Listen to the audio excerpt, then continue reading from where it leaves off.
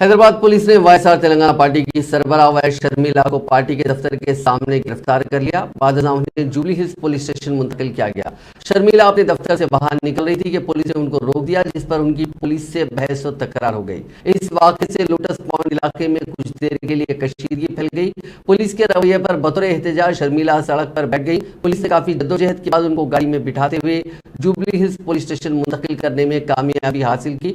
Police से शर्मिला ने पूछा कि उनको क्यों रोका जा रहा है, वो अपने जाती काम के सिलसिले में बाहर जा रही हैं। शर्मिला ने इल्जाम लगाया कि रियासत में जमहूरियत नहीं है, पुलिस सिर्फ वजीर आला के लिए ही काम कर रही है। शर्मिला ने कहा कि वो तेलंगाना पब्लिक सर्विस कमीशन के पर्चा लीक मामले पर हाईकोर्ट की इजाजत से 26 अप्रैल को इंदिरा पार्क के करीब एहतजाज करेंगी। उन्होंने सवाल किया कि रियासती हुकूमत पेपर लीक मामले की वजाहत किए बगैर दोबारा इम्तिहानात क्यों मुनक़िद कर रही है।